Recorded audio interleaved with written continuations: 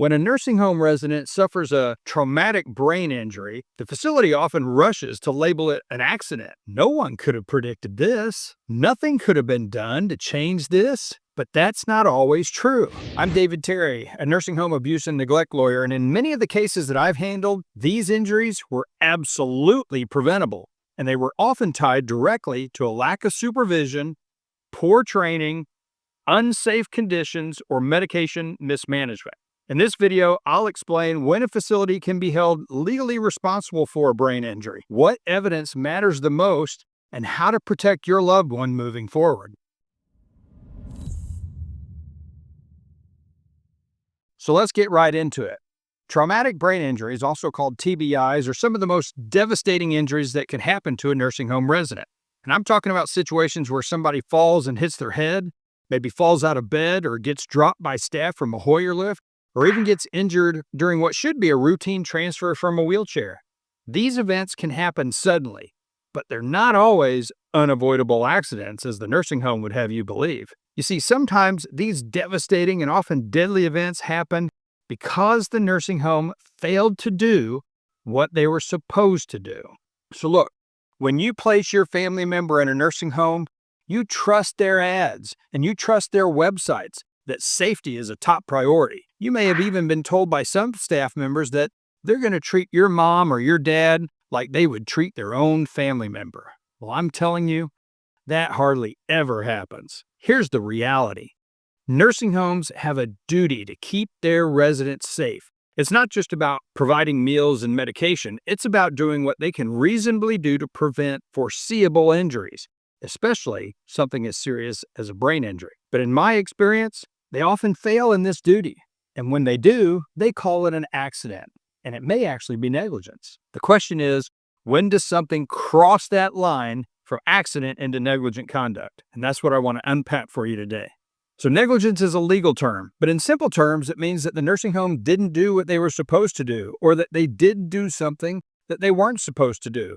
And because of that failure, because of that breach of duty, a resident got hurt. So let me walk you through some of the more common examples of when a traumatic brain injury in a nursing home is more than just an accident or bad luck, and when it might be considered negligence. Let's start with staffing. Common sense tells us that staffing levels at nursing homes matter. If there aren't enough people on the floor, or if the aides don't have the right training, bad things can happen. That's just self-evident. And what's interesting is that many nursing home employees will testify under oath that there's no correlation between the number of staff members and the quality of care. Now, of course, that kind of defies logic, right? If a facility has 100 residents, and let's say 60 of them are fall risks and need to be supervised when ambulating, and maybe 20 of those need 2 employees for transfers, and maybe 5 residents need 2 people to assist the resident with a Hoyer lift, it only makes sense that the more CNAs working in the building, the easier it will be to accomplish these tasks. CNAs are often responsible for 15 to 20 residents. How in the world is one CNA supposed to properly supervise and monitor 15 fall risk residents? In my opinion, it can't be done. At least it can't be done properly. But if you add 1, 2, or even 3 CNAs, it becomes a much easier proposition to monitor and supervise all these fall risk residents. It just kind of makes sense. The more eyes that there are, the more supervision there is. It's pretty simple, isn't it?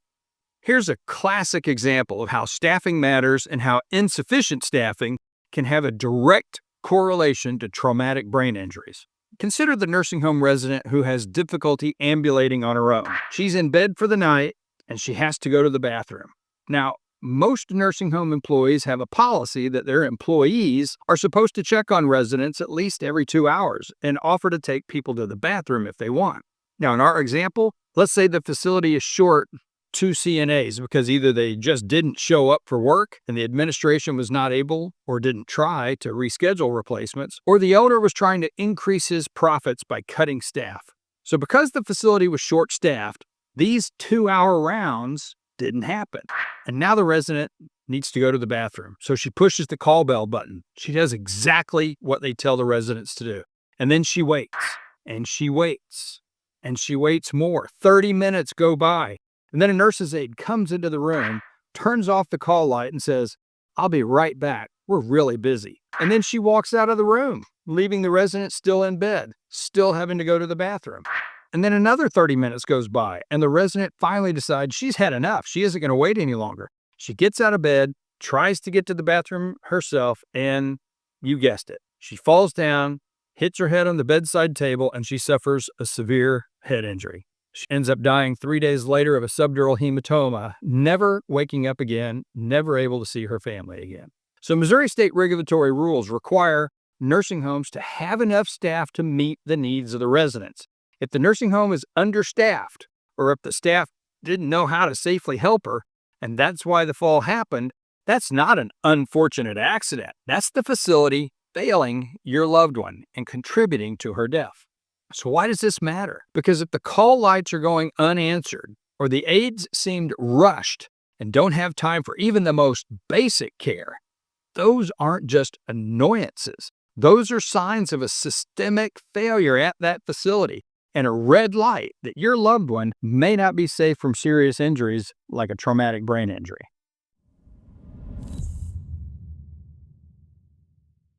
The next big issue is ignored fall risks. Every resident who moves into a nursing home is supposed to get a fall risk assessment. Now, this is basically a checklist of factors. Do they use a cane or a walker? Have they fallen before? When was the last fall?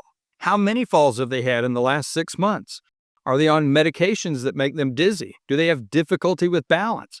The nursing home is supposed to do a thorough assessment and then create a care plan based on that assessment. Now, that care plan is, or at least should be, available to all members of the nursing staff who are involved in providing care for that resident. So each staff member really has no excuse when it comes to knowing how to meet the needs of each individual resident for whom they are providing care. But, now get this, sometimes staff members either don't know what's in the resident's care plan, which happens a lot more than you would think, or they just ignore the care plan altogether. Let's say that your loved one is known to be at risk for falling, high risk for falling, and the care plan says she needs 2 people to assist her with transfers, which means going from a bed to a chair or a chair to a chair, basically moving from point A to point B. But then you find out that a single staff member tried to do this task alone rather than waiting for a second employee. So you know what happens next, right? The resident falls, hits her head, and suffers a severe injury. Again, that's not an unfortunate accident, as the nursing home will spin it. That, again, is the facility ignoring its own care plan, ignoring the duty that they have, and placing the resident at risk of a predictable injury. And that, in my book, that's negligence. Our law firm has worked with many families whose loved ones have fallen at nursing homes. And sometimes, once we get involved, we find that one employee was trying to do the work that 2 employees were supposed to be doing, which is a clear violation of the care plan that the facility employees created. And in cases like these, we take depositions and we try to get the facility employees to admit that they were supposed to use 2 employees to transfer the resident. They used only 1, that doing so made a fall and injury foreseeable. And as a result of not having those 2 employees, the resident actually did fall and suffered an injury. That goes a long way to proving that the facility's negligence caused the bad result. And once we can prove that, we can hold the facility and maybe even the individuals responsible for the harm that followed. Now let's talk about equipment. Nursing homes are filled with things meant to keep the residents safe, like bed rails or wheelchairs and lift devices for moving residents. Now, all of this equipment is great, but it needs to be well maintained and used correctly. But what happens when the equipment is not adequately maintained? I've heard many stories of people getting injured because of faulty wheelchairs, broken or old bed rails, or lifts that simply were not safe to use or were not used correctly. Let me give you an example. So picture a CNA using a mechanical lift to move a resident. Now, the care plan requires 2 employees to perform this task. However, this CNA in our example decided that she would take care of this herself. The employee moved the lift over to the bed, but when she positioned the lift, she didn't stretch the legs of the lift out so that it would be more stable. She put the resident in the lift, and when she's rotating her over to the chair, the lift tips over, drops the resident to the ground, and causes her some severe injuries. I'll give you another example of a situation involving bed rails. Now, bed rails can be great if they're modern and maintained and the resident has been assessed correctly to use them. However, old bed rails can be deadly. And there are many cases out there of old bed rails that stick out from the bed frame, or where the mattress is too small for the bed frame, or both. The problem is that when the bed rails are not properly fitted for the bed they're on, it can create a gap between the mattress and the bed rail. And in some instances, a resident can get wedged into that gap, and sometimes wedged by their neck, and then that can actually cause death by asphyxiation. It's really a gruesome way to go, and it's completely preventable. So how can nursing homes avoid things like this? Well, turns out it's pretty easy. Check the equipment regularly and replace anything that's worn out or has proven dangerous. Make sure the employees are properly trained on the equipment. Keep the equipment clean and in good working order. Insist that staff members follow the care plan. If a brain injury happens because equipment was broken, or the staff didn't know how to use it, or the staff purposefully ignored the care plan, hey, I think that's on the facility. And in my book, I'd consider that as negligence. Even things like cluttered hallways or slippery floors without warning signs or poorly lit rooms are examples of unsafe environment. If your loved one slips and falls in these conditions and the nursing home knew there was a problem and did nothing to fix it, you can and frankly, you should ask questions and require direct answers. Safe surroundings are a basic expectation of nursing home safety. And when that's ignored, the facility sets themselves up for being held accountable, either through a state investigation or, in the event of a serious injury or a death, through a lawsuit.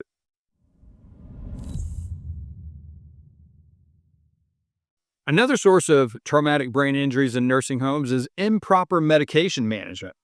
Now, you may not connect the dots between medication and traumatic brain injuries, but certain medications can make residents dizzy or confused, or even unsteady on their feet. And when nursing homes don't watch for these side effects, or they fail to call the doctor and try to get the residents' medications modified when necessary, they're putting the residents at real risk. So imagine your mother is put on a new medication that causes drowsiness. If the staff doesn't monitor her response, or fails to let the doctor know that she's more groggy than usual, she might try to get out of bed on her own and then suffer a fall. And if she suffers a brain injury from that fall and the facility ignored clear signs that her medications were causing problems and they failed to notify the physician so he or she could correct the problem, I think this could be another example of negligent conduct by the facility, and it could be actionable. Now, you would think when an injury does occur, that the first thing the nursing home staff would do would be to get the injured resident more advanced care by calling an ambulance, calling the physician, or getting the resident to the hospital. Now, that's what you would think, but amazingly, that is not always the case. I've heard story after story of residents being left in their bed for days, suffering the pain of a broken hip, or being returned to bed after suffering a head injury. If the nursing home rapidly responds to injuries when they happen, that can make all the difference when it comes to possible recovery.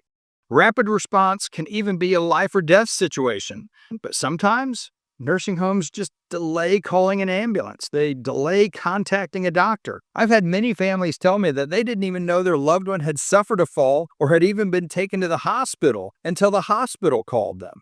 So why do nursing homes sometimes delay getting a resident the help he or she needs after suffering an injury? It could be a variety of things. It could be a lack of recognition that the resident's actually injured.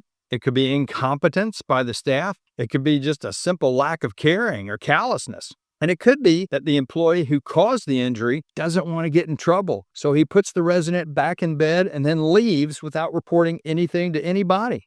I've seen this multiple times. It shocks me every time. And it could also be just a good old-fashioned cover-up where the facility doesn't want to be held accountable for their negligent conduct. So they just try sweeping the whole thing under the rug and then feign shock and innocence when they're caught. You might be watching this because you're worried about somebody you loved, or maybe something's already happened. If you think your family member's traumatic brain injury in a nursing home is more than just bad luck, here's some options on how you can respond. First, get your loved one the medical attention they need. That trumps everything. Second, take pictures and videos of everything: their injuries, the room where the injury happened, the equipment involved in the injury. And once again, like I've said in other videos, make sure you don't get other residents or the employees in those pictures or videos. That's a privacy issue that you don't want to get caught up in. Third, write down what you see when you visit. Is there enough staff? Do the people seem to rush? Are the call lights going on and on and on and not being answered?